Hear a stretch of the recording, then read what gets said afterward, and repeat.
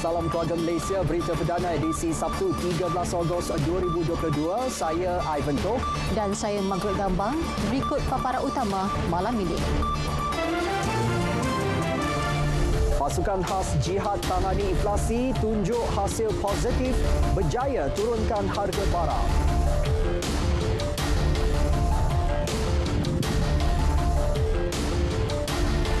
.173 lagi pusat ekonomi digital keluarga Malaysia akan dibina di seluruh negara.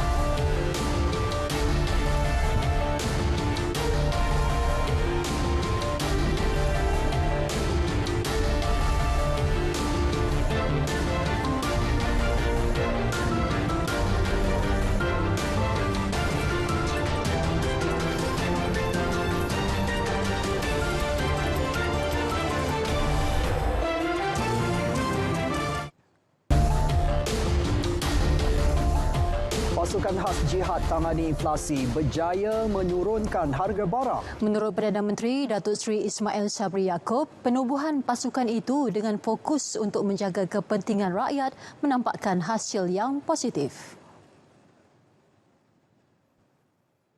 Atas intervensi yang dibuat oleh kerajaan, harga barang, harga ayam dah turun, lambakan ayam di pasaran begitu besar.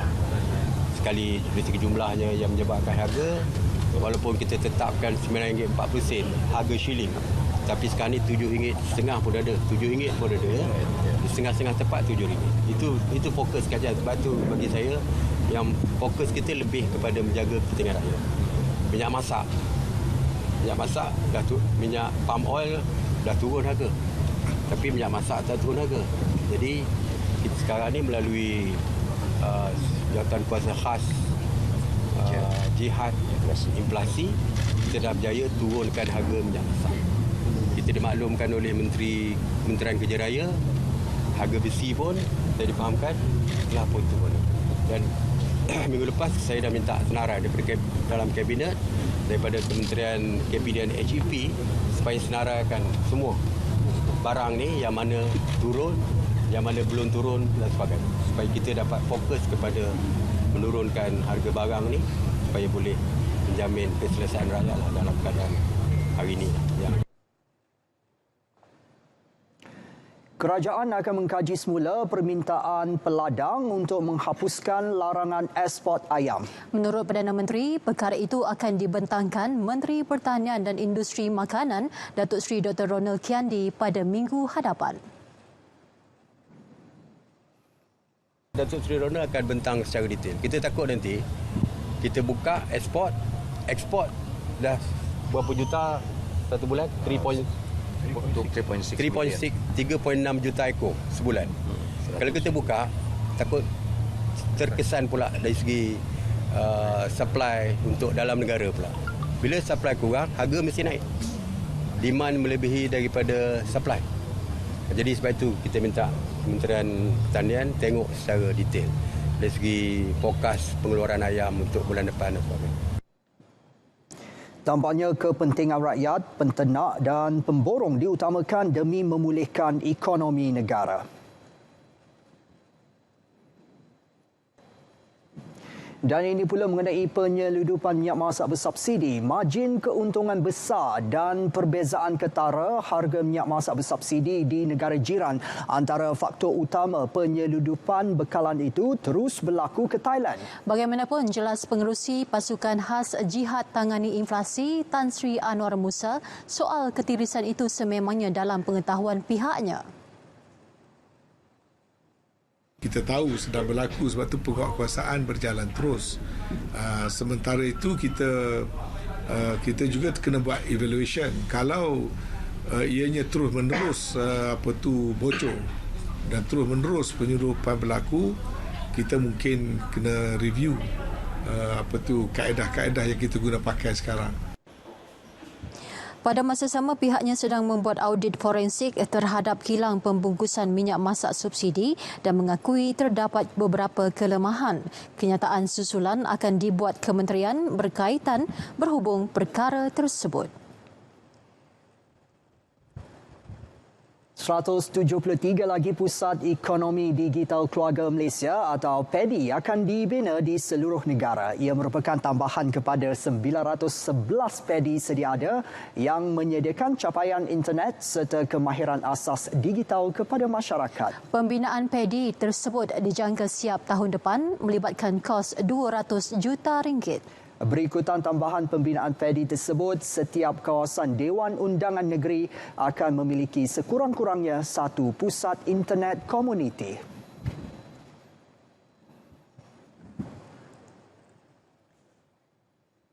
Yang penting sekalinya ialah untuk PADI itu menyusun program-program secara aktif dan kita harap itu akan membuka ruang kepada anak-anak muda mencuburi bidang perniagaan dengan menggunakan kemudahan-kemudahan di platform e-dagang dan juga hal-hal lainlah yang berkaitan dengan galakan penguasaan ekonomi digital. Beliau ditemui media selepas Majlis Penyampaian Watikah Pelantikan Pengerusi Pusat Ekonomi Digital Keluarga Malaysia PADI di Kota Baru. Mengulas mengenai Watikah Pelantikan itu, Tan Sri Anwar berkata pihaknya telah melantik secara rasmi lebih 900 pengerusi PADI bagi memastikan transformasi PADI dapat dilaksanakan sepenuhnya.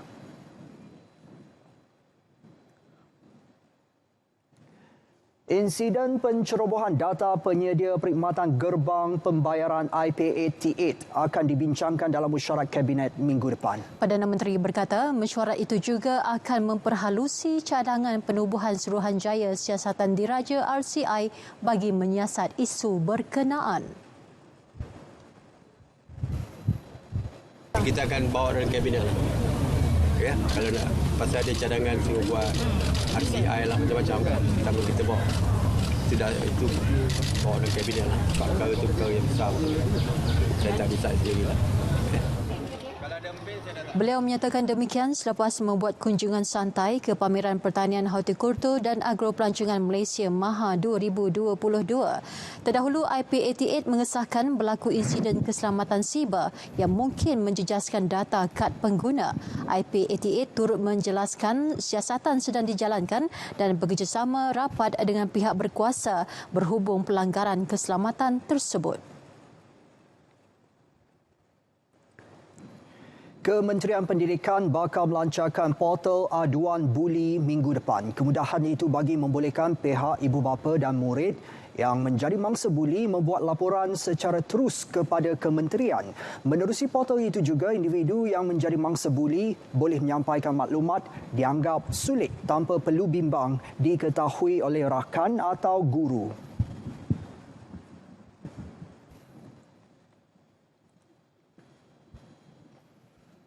Aduan ini disampaikan sama ada melalui email, melalui pelaporan yang ada ataupun melalui panggilan telefon. Jadi kalau ada emergency berkaitan dengan buli ini, mesej yang nak disampaikan secara confidential, ada platform yang jelas untuk mereka sampaikan. Tindakan tegas akan diambil terhadap pelajar yang terlibat dalam kes buli di Maktab Rendah Sains Mara MRSM Kuantan. Menteri Pembangunan Luar Bandar Datuk Seri Mahathir Khalid berkata pihaknya tidak akan berkompromi dengan sebarang gejala buli. Berdasarkan SOP sedia ada, pelajar terbabit boleh dibuang sekolah. Kes yang di Kuantan ni dah masuk kepada laporan polis. So saya tak nak cakap kita tak nak cakap komen apa-apa lagi. Biarlah polis yang siasat, kemudian balik, kemudian nanti kita tengok laporan tu. Sebab nanti bila kalau dah masuk kes polis, dua-dua pihak akan dipanggil. Biarlah apa polis buat siasatan. Beliau berkata demikian kepada media selepas melawat MAHA 2022 di Serdang. Ketua Polis Daerah Kuantan Wan Muhammad Zahari Wan Busu mengesahkan pihaknya sedang menyiasat kes membuli seorang pelajar perempuan di MRSM Kuantan. Siasatan itu dibuat susulan catatan Nazrah Muhammad menerusi Facebook semalam yang mendakwa tiada sebarang tindakan diambil pihak pengurusan MRSM Kuantan berhubung kes buli membabitkan anaknya. Sekretariat Rukun Negara SRN bakal diperluas ke seluruh Institut Pengajian Tinggi IPT. Menteri Perpaduan Negara Datuk Halimah Mohamad Sadiq menyatakan keperluan itu bagi memperkasa penghayatan rukun negara dalam kalangan mahasiswa. Ketika ini 187 SRN aktif melibatkan IPT awam, IPT swasta, politeknik, kolej matrikulasi dan kolej komuniti. Kementerian Perpaduan juga akan menambah jumlah geran kepada SRN bermula tahun depan bagi menjalankan aktiviti dan program berlandaskan modul program Sekretariat Rukun Negara. Modul yang akan dilancarkan Oktober ini dirangka bagi membentuk mahasiswa cakna Perlembagaan Persekutuan dan Rukun Negara serta meningkatkan kepimpinan dan interaksi mahasiswa. Kepada pandangan mereka sesuai untuk kita lakukan apabila berada di universiti atau apabila berada di bersama dengan masyarakat, bila mereka turun buat hikmat bakti dengan orang kampung dan sebagainya. Beliau terdahulu merasmikan majlis penutupan pertandingan debat perpaduan keluarga Malaysia di Universiti Teknologi Malaysia Johor Bahru. Satu memorandum Jemaah Menteri dijangka bakal dibentangkan di Mesyuarat Jemaah Menteri bulan depan bagi membolehkan rang undang-undang sumbangan politik dibentangkan pada sidang Parlimen Oktober ini. Kenyataan Menteri di Jabatan Perdana Menteri, Parlimen dan Undang-Undang, Datuk Seri Dr. Wan Junaidi Tuanku Jaafar menyebut satu perbincangan telah diadakan bersama Pusat Governance, Integriti dan Antirasuah Nasional GIACC dan Jabatan Peguam Negara AGC. Perbincangan itu turut melibatkan Suruhanjaya Pencegahan Rasuah Malaysia SPRM, Jabatan Pendaftaran Pertubuhan Malaysia JPPM, Suruhanjaya Syarikat Malaysia SSM dan bahagian hal ehwal undang-undang BHEUU Jabatan Perdana Menteri. Beliau telah mengarahkan GIACC untuk memperhalusi perkara dasar serta meminta BHEUU dan AGC menyediakan draft pentadbiran dengan mengambil kira pandangan serta contoh yang diberikan organisasi masyarakat sivil dan badan bukan kerajaan. Selain itu, beliau berkata analisis perbandingan pemakaian undang-undang sumbangan politik dari negara-negara lain perlu dilaksanakan bagi tujuan pendearas undang-undang itu. Dan beliau menyarankan agar ia diselaraskan dengan undang-undang sedia ada di bawah JPPM dan SSM. Kementerian Kerja Raya mengenal pasti 1,045 cerun yang berada sepanjang Jalan Persekutuan di Semenanjung Malaysia berada dalam keadaan ataupun kategori berisiko tinggi untuk runtuh. Menterinya Datuk Seri Fadilah Yusof berkata cerun berkenaan memerlukan pelaksanaan kerja pemantauan, pencegahan dan perbaikan segera bagi mengelak sebarang kejadian tidak diingini terutama ketika musim tengkujuh. Jelas beliau peruntukan bagi kerja penyelenggaraan dan perbaikan cerun di seluruh Malaysia membabitkan kos keseluruhan RM220 juta.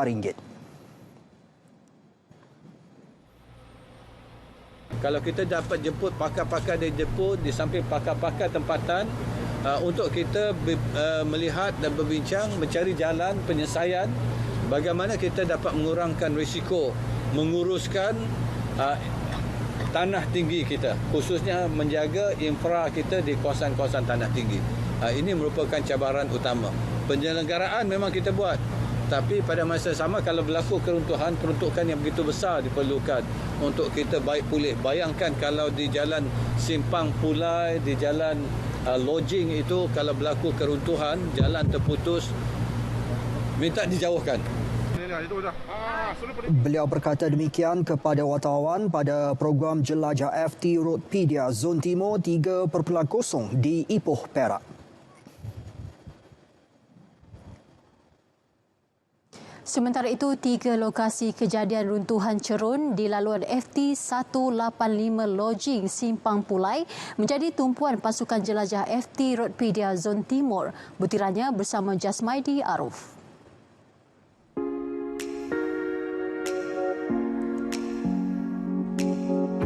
3 lokasi tersebut merupakan laluan tanah tinggi ke lokasi pelancongan dan aktiviti pertanian utama di Cameron Highlands. Runtuhan cerun berlaku disebabkan hujan lebat dan aktiviti pertanian haram. Justru, Menteri Kanan Kerja Raya, Datuk Seri Fadilah Yusof meluluskan peruntukan segera RM150.2 juta bagi tujuan pemulihan cerun di lokasi terbabit. Ia penting bagi menjamin keselamatan pengguna. Hari ini bila kita melalui jalan Simpang Pulai daripada Sempadan Negeri Pahang turun ke Perak, ke Ipoh ini ada beberapa jalan pengarah JKA Negeri Perak ada membuat permohonan segera dan kita juga luluskan 3 juta lagi pada hari ini untuk tindakan segera. Ini juga merupakan FT 185 tapi daripada Sempadan Negeri Pahang turun ke Perak. Tinjauan di Seksyen 44 laluan Blue Valley Simpang Pulai mendapati kerja pemulihan cerun baru saja dimulakan setelah mengalami runtuhan kali kedua pada Disember tahun lalu. Ia melibatkan kos RM122 juta membabitkan kerja pembaikan tanah, pemasangan cerucuk, pemasangan tembok bertertulang dan rasuk. Kerja pemulihan tersebut dijangka siap pada Jun 2025. Dari sepanjang tinjauan melalui jelajah FT Roadpedia ini, jelas selain dari memastikan kesejahteraan pengguna jalan raya, isu keselamatan turut dititik beratkan, terutama di laluan cerun yang berisiko. Bukan satu kerja yang mudah, namun tanggungjawab kepada rakyat terus digalas. Syabas Kementerian Kerja Raya. Jasmadi Arif, RTM. Selepas beberapa kali terhenti, projek hospital digital di Padang Besar Perlis akan direalisasikan tidak lama lagi sekaligus menjadi hospital kedua di negeri itu. Hospital tersebut dilengkapi peralatan berteknologi tinggi selain akan memanfaatkan teknologi 5G termasuk dalam proses pembedahan. Timbalan Menteri Komunikasi dan Multimedia Dato' Zahidi Zainul Abidin berkata pembinaan hospital bernilai RM300 juta itu telah diluluskan oleh kerajaan dan kini dalam proses perbincangan lokasi yang sesuai.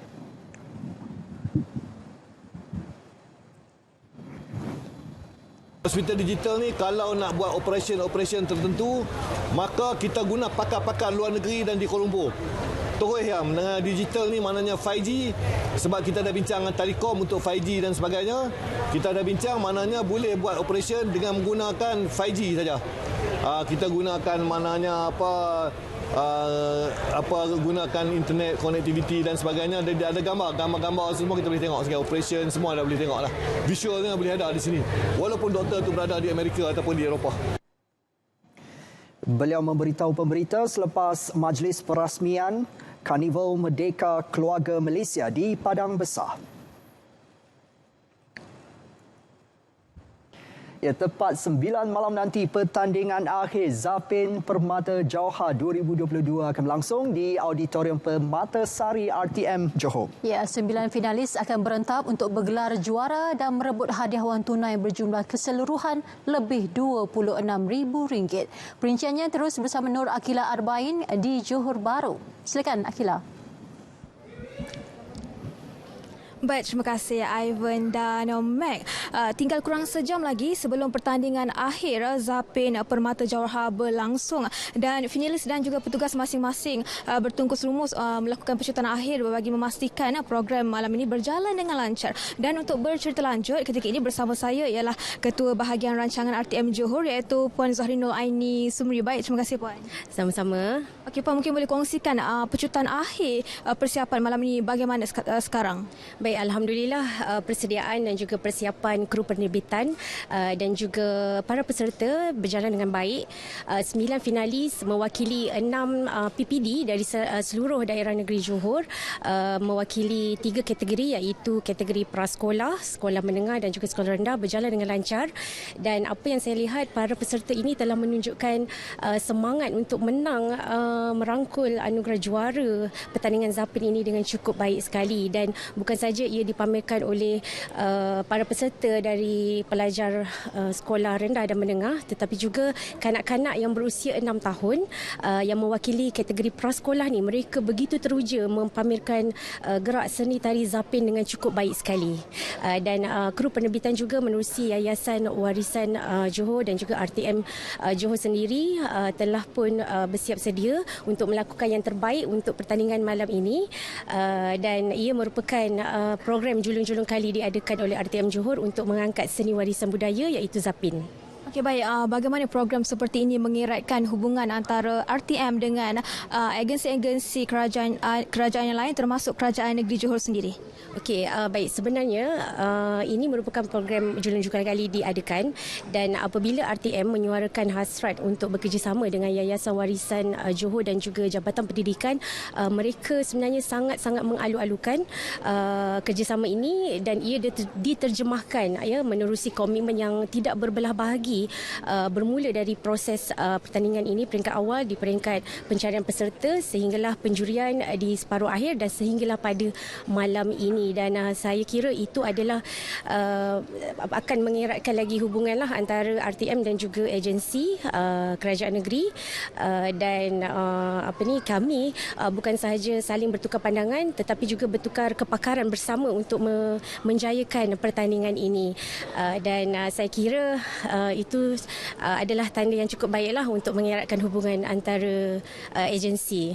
Okey, soalan akhir, apakah program ini mencapai objektifnya? Ya, baik. Saya kira penganjuran program ini mencapai objektifnya. Bukan sahaja objektif yang digariskan oleh RTM sendiri iaitu menghasilkan program yang berkualiti agar RTM itu dapat didengar, dilihat dan juga memberi impak menerusi penghasilan program-program yang berkualiti. Tetapi juga objektif utama penganjuran pertandingan ini bersama dengan kerajaan negeri iaitu mengangkat seni warisan budaya Zapin telah dicapai. Dan oleh itu saya ingin mengajak semua para menonton untuk sama-sama menyaksikan siaran langsung pertandingan akhir Zapin Permata Jawahar sekejap saja lagi pukul 9 malam di TV2 dan juga boleh saksikan secara FB Live menerusi FB Live Johor FM, dan jangan lupa untuk share dan trendingkan hashtag seni warisan budaya Zapin Permata Jawahar. Baik, terima kasih banyak Puan di atas perkongsian itu. Baik, kepada warga Johor, mari penuhkan Auditorium Permatasari. Masih sempat lagi untuk anda datang memeriahkan program pada malam ini, dan juga pada mereka yang tak dapat datang ke sini, anda boleh tonton di TV2, RTM Klik, juga di live FB Johor FM. Baik, itu saja. Kita kembali kepada Ivan dan juga Margaret. Baik, terima kasih Akila dari Johor Bahru. Kita ke perkembangan seterusnya. Raja Permaisuri Agung Tunku Hajah Azizah Aminah Maimunah Iskandariah berkenan membuka sidang pertama Majlis Convocation Universiti Islam Antarabangsa UIAM ke-37. Tunku Hajah Azizah yang juga Ketua Perlembagaan UIAM dalam titah ucapan baginda menzahirkan ucapan tahniah kepada semua graduan UIAM dan penerima anugerah. Tunku Azizah turut menzahirkan takziah atas pemergian bekas Perdana Menteri Jepun mendiang Shinzo Abe iaitu penerima ijazah kehormat Dr. Falsafah dalam bidang ekonomi politik pada Majlis Convocation UIAM ke-36. Pada majlis ini, Orang Besar Daerah Gombak Tan Sri Wan Mahmud Pawanteh menerima ijazah kehormat Dr. Falsafah Transformasi Komuniti dan Dakwah Islam atas sumbangan jasa dan bakti dalam pembangunan komuniti terutama di daerah Gombak. Beliau antara 127 graduan Dr. Falsafah diraikan pada sidang pertama Majlis Convocation UIAM. Wan Mahmud, 92 tahun yang juga ahli Dewan Diraja Selangor, penasihat kepada Sultan Selangor Sultan Sharifuddin Idris Shah dari tahun 1983 sehingga kini, menerima skro ijazah kehormat itu daripada Tunku Azizah. Selain beliau, Allahyarham Dr. Robert Dixon Crane atau nama Islamnya Farouk Abs Al-Haq menerima ijazah kehormat Dr. Falsafah PhD Dialog Peradaban.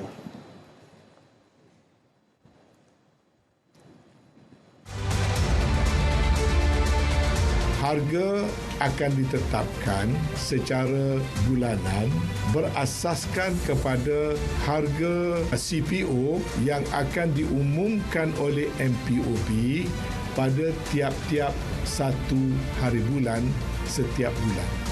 Dan harga itu akan menjadi benchmark untuk menentukan harga retail bagi membolehkan harga maksimum itu ditetapkan pada setiap bulan. Bermakna mulai daripada 8 hari bulan Ogos, minyak masak 5 kg yang pada masa ini dijual dengan harga RM39 ke RM42 lebih kurang, hendaklah dijual pada harga maksima RM34.70.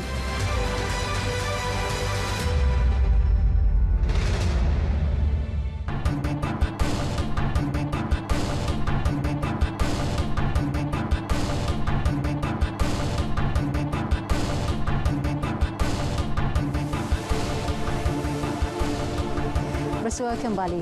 Pertumbuhan suku kedua keluaran dalam negara kasar KDNK yang agak cemerlang sebanyak 8.9% didorong kejayaan kerajaan menarik pelaburan berimpak tinggi. Dan ini terbukti apabila dasar-dasar ini telah pun diterjemahkan dalam bentuk tindakan semenjak 2 tahun yang lalu. Walaupun negara menghadapi krisis kesihatan yang begitu parah, namun pada tahun 2021 saja nilai pelaburan negara telah meningkat kepada RM309.4 bilion. Dan bagi memastikan Malaysia kekal destinasi pelaburan terpilih serta meningkatkan daya saing industri tempatan, pihaknya akan menumpukan beberapa fokus utama termasuk perdagangan dan pembangunan mampan.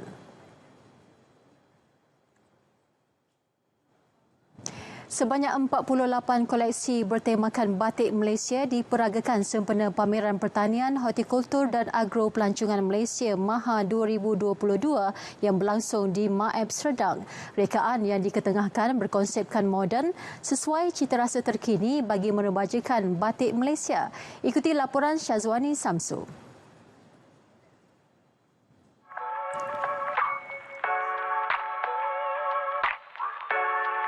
Diadakan bersempena kempen Ini Batik Malaysia, program 2 sesi itu mengetengahkan batik alternatif yang dihasilkan menggunakan teknik halangan warna ke atas fabrik seperti batik cetakan kreatif, batik clay dan batik linut. Batik alternatif dipilih bertepatan dengan konsep agroturism dengan penghasilannya menggunakan tumbuh-tumbuhan dan tanah. Turut diperagakan batik terap dan batik lukis yang bermotifkan identiti seni dan budaya masyarakat Malaysia. Pemilihan corak dan warna juga disesuaikan mengikut cita rasa remaja terkini. Untuk nak menggalakkan pemakaian batik di kalangan masyarakat, sebab kita di Kraft Tangan Malaysia, kita mempunyai pereka dalaman. Pereka dalaman yang menghasilkan rekaan-rekaan baru batik.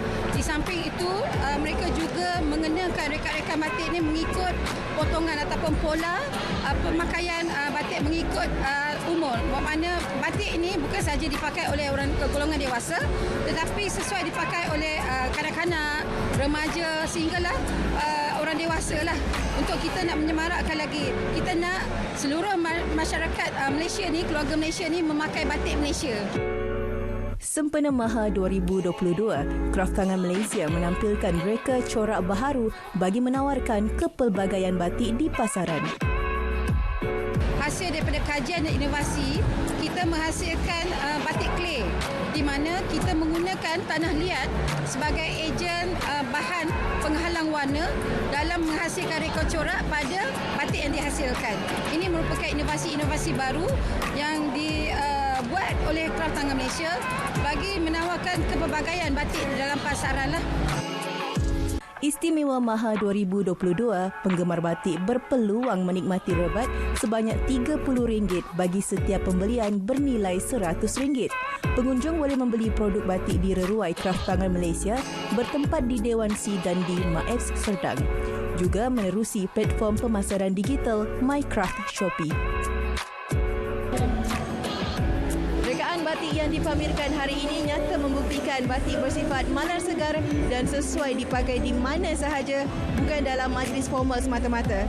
Syazwani Samsu, RTM. Jabatan Pertanian akan menguatkuasakan pengharaman penggunaan racun perosak carbofuran dan chlorpyrifos untuk sektor pertanian berkuat kuasa pada 1 Mei 2023. Kedua-dua jenis racun itu yang disyorkan dalam sektor pertanian bagi mengawal serangan makhluk perosak bakal ditamatkan penggunaannya kerana berpotensi memudaratkan manusia dan alam sekitar. Racun carbofuran dan chlorpyrifos ini sebenarnya telah diharamkan di banyak negara. Jadi kita Malaysia pun akan berdasarkan kajian dan data yang telah diperolehi. Jadi lembaga racun makhluk perosak telah membuat keputusan untuk mengharamkan kedua racun ini. Dan juga kita mendapati memang banyak berlaku pelanggaran penggunaan racun ini pada tanaman kita. Beliau ditemui media selepas majlis perasmian kempen pengharaman racun perosak carbofuran dan chlorpyrifos untuk sektor pertanian yang dirasmikan oleh Timbalan Ketua Setiausaha Dasar Azhar Hanim Ahmad. Dalam pada itu, Ketua Pengarah Jabatan Pertanian Datuk Zahimi Hassan berkata, keputusan pengharaman penggunaan dua jenis racun makhluk perosak itu dibuat melalui Lembaga Racun Makhluk Perosak LRMP dengan berpandukan tindakan oleh negara-negara maju serta syur daripada pertubuhan antarabangsa demi kepentingan negara.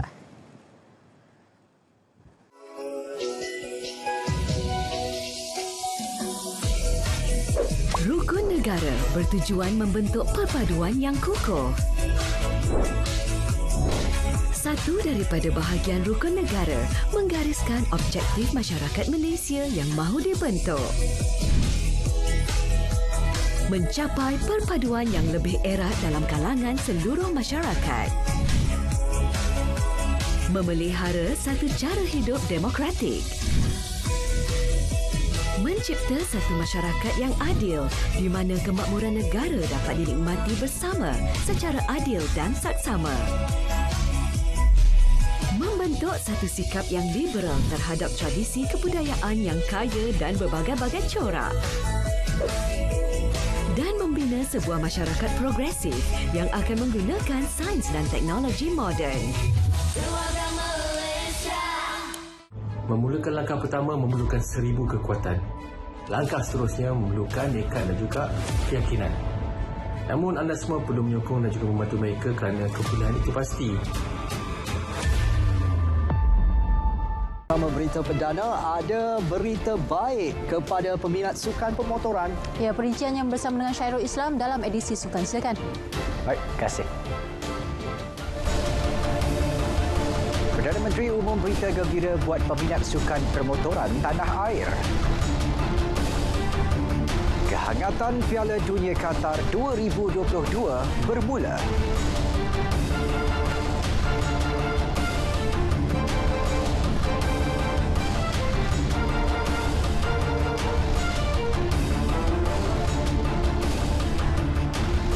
Assalamualaikum, salam sejahtera. Saya Syairul Islam dalam edisi Sukan.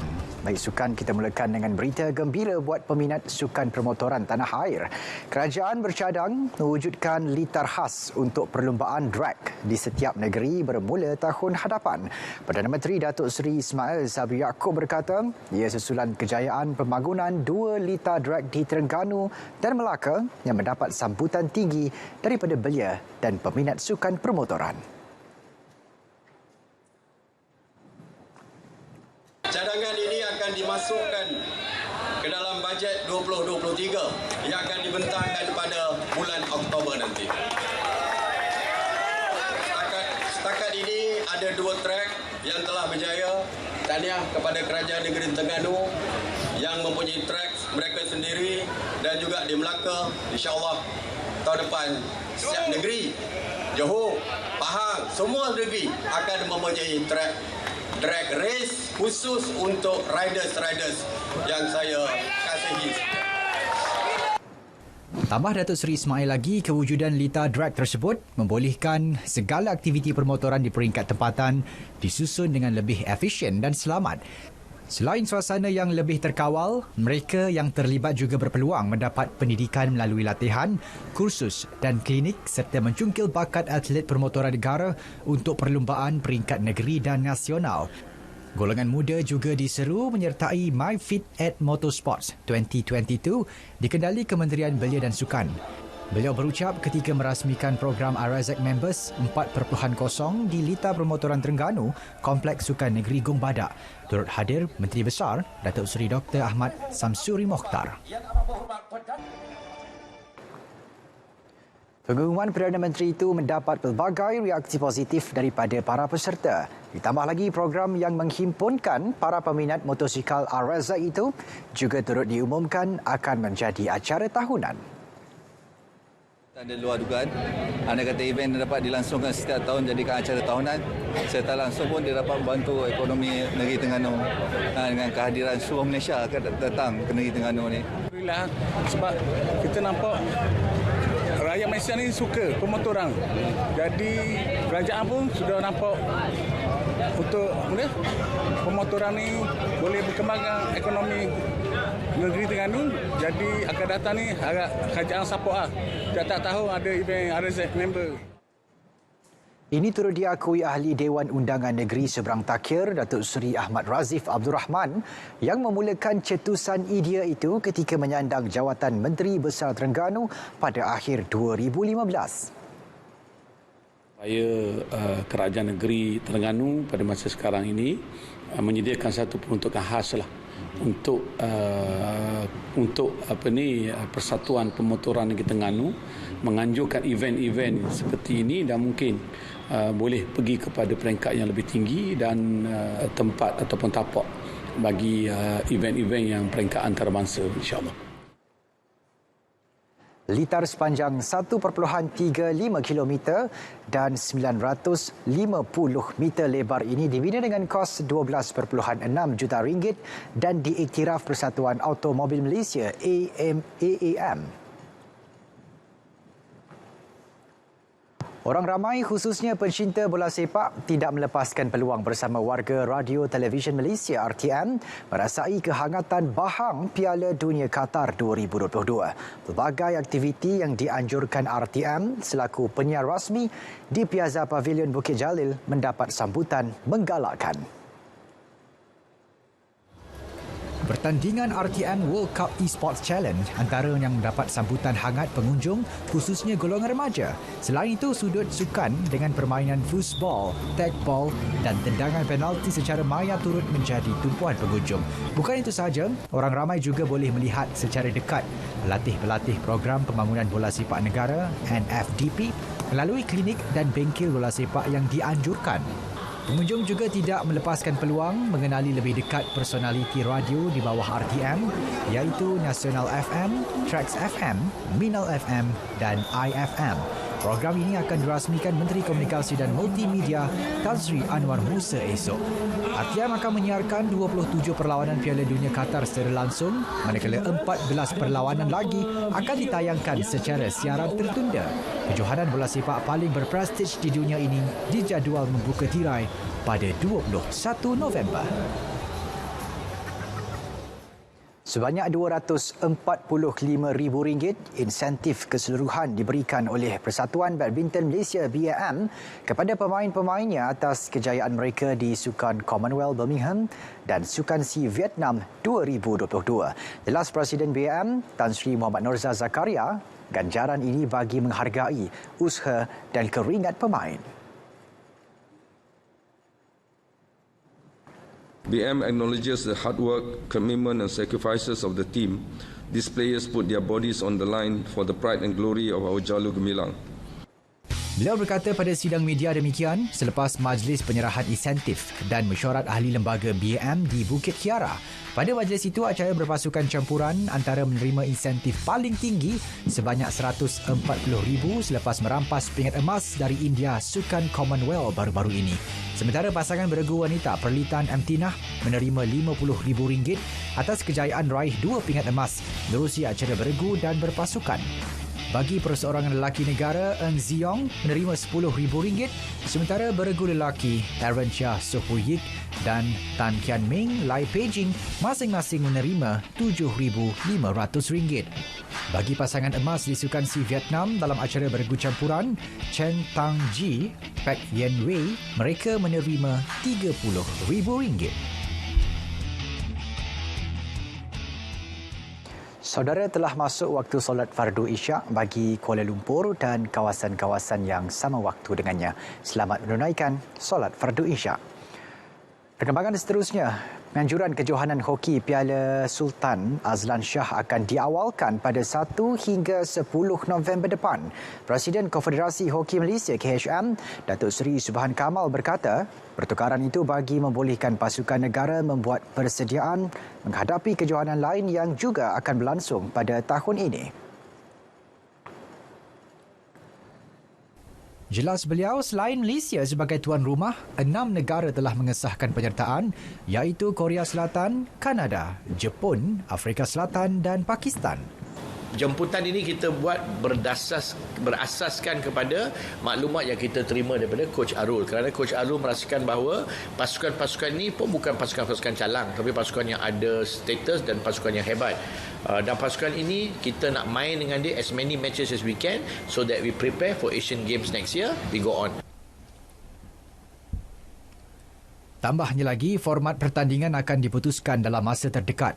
Kali terakhir Piala Sultan Azlan Shah berlangsung adalah pada 2019 sebelum dibatalkan akibat pandemik COVID-19. Dalam pada itu, lebih ramai pemain hoki kebangsaan akan dihantar untuk bermain di Liga Hoki Luar Negara. Ketua Jurulatih Hoki Kebangsaan Arul Silvaraj berkata, sekurang-kurangnya 16 pemain akan dihantar untuk bermain di liga bertaraf tinggi, antaranya di Belanda dan Belgium. Bukan saja bermain di liga luar tetapi bermain di liga yang terbaik, iaitu di Holland dipanggil Hofklasse ataupun Liga Premier dan juga Liga Premier Belgium. Ini dua liga yang kita nak bermain.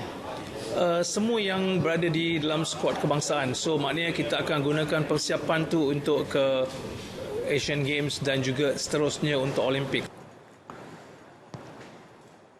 Menara Alostar hari ini melancarkan tarikan baharu iaitu Drop Zone dan Snap Sky yang bakal menarik lebih ramai peminat sukan ekstrim dari seluruh negara. Ketua Pegawai Eksekutif Menara Kuala Lumpur Sendirian Berhad, Ainur Syahrina Sahar berkata, sejak mula beroperasi April lepas, aktiviti itu mendapat sambutan menggalakkan. Drop Zone dengan adalah satu aktiviti sukan yang ekstrim. Bagaimana kata kita pakai macam tadi tu, kalau nampak kan dia pakai harness tu, dia akan turun. Bayangkanlah umpama kita duduk kat atas satu tali tu dan di situ kita boleh nampak keseluruhan negeri bandar Alostar tu. Jadi dia satu sukan yang ekstrim, ya.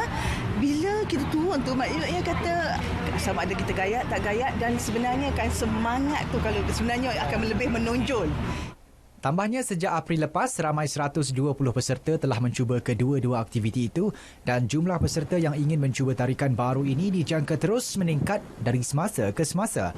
Beliau berkata demikian selepas melancarkan Drop Zone dan Snap Sky di Menara Alostar di Alostar. Orang ramai yang berminat untuk mencuba aktiviti berkenaan boleh datang membeli tiket di kaunter menara yang beroperasi dari jam 10 pagi hingga 10 malam. Menara Alostar yang juga menara telekomunikasi kedua tertinggi negara terkenal sebagai destinasi pelancongan dengan pelbagai tarikan seperti lantai kaca Star View pada ketinggian 105 meter. Saudara, sepanjang minggu lalu, arena sukan negara dipenuhi dengan pelbagai pencapaian membanggakan. Paling mencuri tumpuan, kejayaan kontingen negara memenuhi sasaran pingat pada tamasya utama seperti Sukan Commonwealth, Sukan Universiti ASEAN dan Sukan Para ASEAN. Kita ikuti sorotan mingguan sukan disediakan Muhammad Zamri Suharani. Di Birmingham, kontingen negara berjaya menamatkan cabaran dengan pencapaian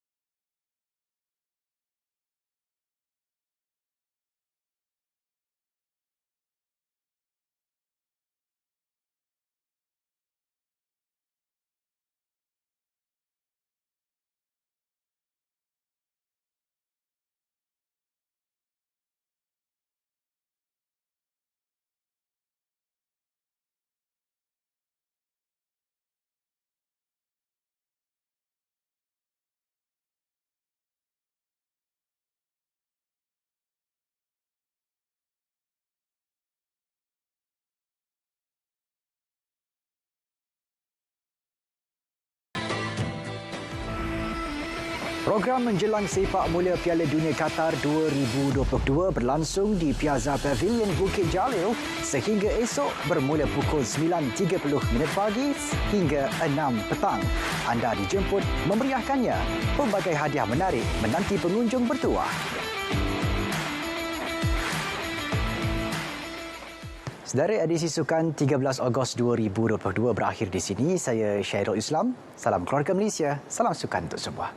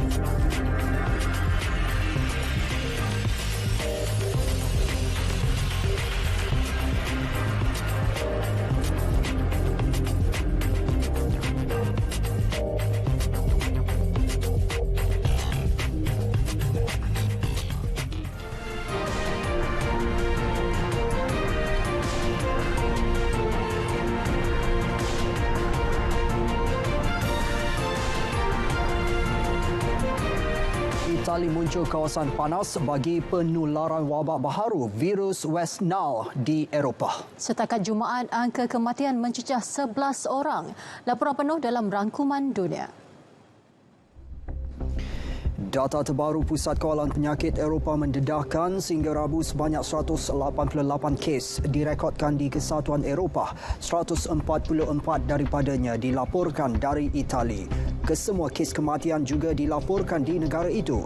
Institut Kesihatan Itali pada Jumaat laporkan angka jangkitan virus itu telah meningkat lebih 50% sepanjang minggu lepas. Kebanyakan kes telah dikesan sejak awal Jun dengan majoritinya dilaporkan di kawasan tengah dan utara Itali masing-masing Emilia-Romagna, Veneto, Piedmont dan Lombardi. Menurut data Pertubuhan Kesihatan Sedunia, simptom demam West Nile yang disebabkan oleh virus masuk sakit kepala, demam panas, tensan, kekeliruan, koma, sawan, lemah otot dan mimpi. Masyarakat Kanada dipenuhi beribu warga asing bagi mendapatkan suntikan vaksin cacar monyet. Ini termasuk warga dari Amerika Syarikat berikutan kekurangan bekalan suntikan vaksin di negara berkenaan. Bandar kedua terbesar di Kanada ini menawarkan vaksin kepada semua individu berisiko. Pakar penyakit berjangkit di Pusat Kesihatan Universiti McGill, Donald Vin memberitahu sejak kempen vaksinasi dilancarkan pada pertengahan Mei, sejumlah 18,500 individu telah menerima suntikan. Penulis kontroversi Salman Rushdie terpaksa menggunakan mesin ventilator dan berdepan risiko buta sebelah mata selepas ditikam pada satu majlis sastra di New York. Ejennya Andrew Willey berkata pengarang itu tidak boleh bercakap dan saraf di lengannya terputus. Suspek Hadi Mata, 24 tahun, telah ditahan dan motif serangan masih tidak diketahui.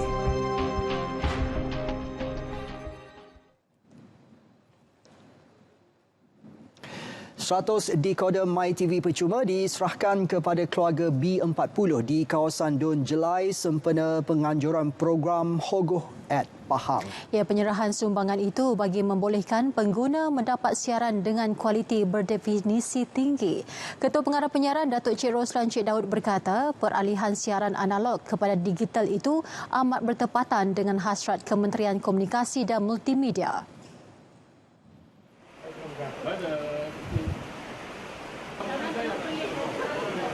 Jadi hari ini kita buat penyerahan kepada penduduk Jelai yang mana untuk mencapai target kita lah sebagaimana kita bincang dengan MyTV supaya keboleh tembusan program atau TV free to air dapat dilihat, ditonton oleh masyarakat setempat untuk kita ambil balik eyeball yang telah pun hilang. Beliau menyatakan demikian pada program ziarah kasih di Kampung Kuala Medang, Lipis. Amat bersyukur, Alhamdulillah, dapat sumbangan daripada RTM pun semua, daripada IMAB sekali. Kita ucapkan terima kasih lah. Dan moga keadaannya apabila dapat kemudahan sekarang ini semua ada, siaran ada 6 dan dengar cerita lah. Kira okey semua. Syukur, gembira sangat-sangat lah. Happy lah. Nak cakap pun tak tahulah. Kita rasa happy lah tu je. Pasal nak cakap macam mana lagi pun kita tak tahu dah. Pada program ini juga, penduduk kurang berkemampuan menerima sumbangan kotak makanan daripada Universiti Malaysia Pahang, My Fund Action dan Agensi Kaunseling Pengurusan Kredit AKPK. Kota Johor Lama terletak 27 km dari Bandar Kota Tinggi atau 30 km melalui jalan darat Desaru ke Teluk Sengat. Lokasinya di kawasan Ladang Getah turut meliputi beberapa buah perkampungan Melayu seperti Kampung Teluk Sengat dan Kampung Johor Lama.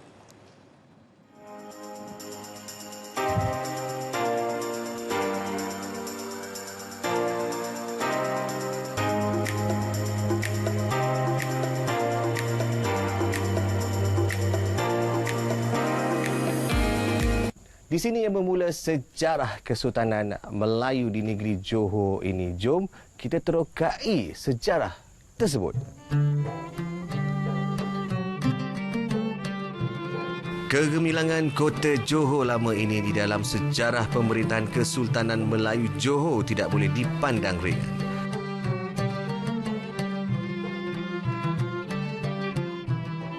Sejarah Kota Johor Lama ini diasaskan pembinaannya sewaktu pemerintahan Sultan Alauddin Riayat Shah yang kedua, iaitu pada tahun 1535. Sultan Alauddin Riayat Shah yang kedua ini telah menitahkan agar dibina sebuah pusat ataupun kota pemerintahan di sepanjang Sungai Johor ini, dan lokasi yang dipilih ialah di Kota Johor Lama.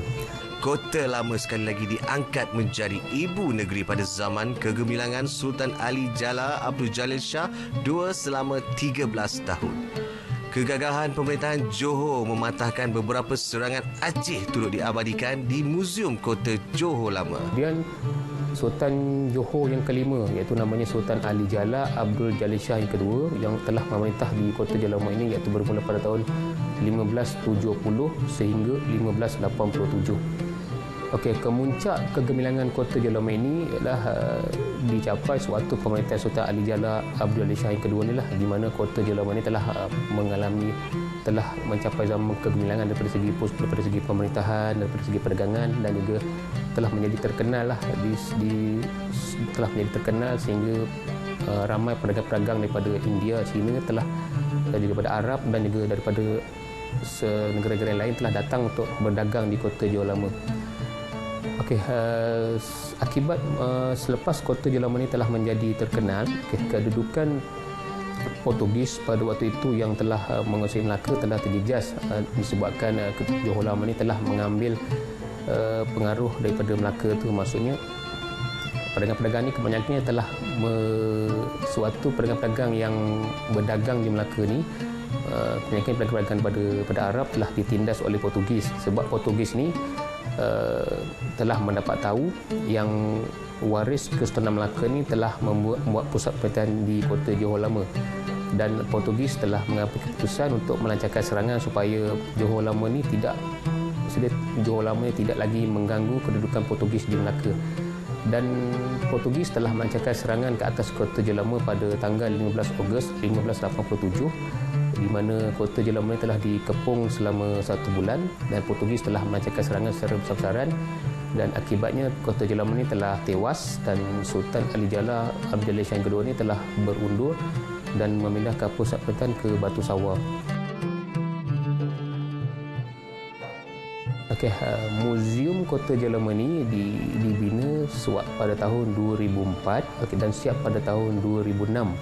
Dan kita dibuka untuk lawatan pada tahun 2018. Tujuan pembinaan muzium ialah untuk mempamerkan artifak-artifak berkenaan sejarah Kota Johor Lama, di samping menjadi bahan rujukanlah kepada pelajar-pelajar dan juga kepada pelawak untuk mengetahui dengan lebih lanjut berkenaan dengan sejarah kegemilangan Kota Johor Lama pada zaman dahulu.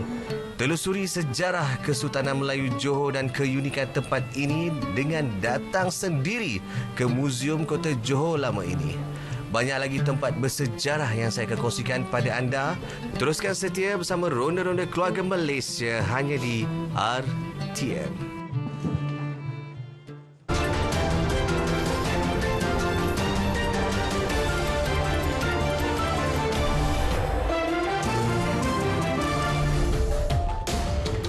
Pandemik COVID-19 mengubah gaya hidup masyarakat dunia daripada kebiasaan. Dan perintah berkurung juga secara positifnya telah memberi inspirasi seperti Alexander Blong, dan untuk itu kita saksikan segmen #. Individu yang dimasukkan berusia 14 tahun, remaja ini berjaya mencipta rekod dunia dengan membina kereta api mainan yang mempunyai 101 gerabak menggunakan blok permainan Lego. Alexander mengambil masa 50 jam untuk membina kereta api sepanjang 24.9 meter. Dia mengakui mendapat inspirasi mencipta rekod ini ketika New Zealand melaksanakan perintah berkurung akibat COVID-19. Di London, seekor ayam menghasilkan sebiji telur berbentuk bulat. Pemiliknya, Annabel Mulcahy, menjangkakan telur unik itu mampu dijual pada harga kira-kira £500 atau RM2,710. Twinsky menghasilkan telur bersaiz bulat di rumahnya di Brest Norton Sabtu lalu. Berita perdana 13 Ogos 2022 berakhir di sini. Dapatkan perkembangan sahih sepanjang masa melalui portal berita rtm.gov.my. Ya, semarakkan sambutan Bulan Kebangsaan dan marilah kita sama-sama kibarkan jalur gemilang. Selamat malam.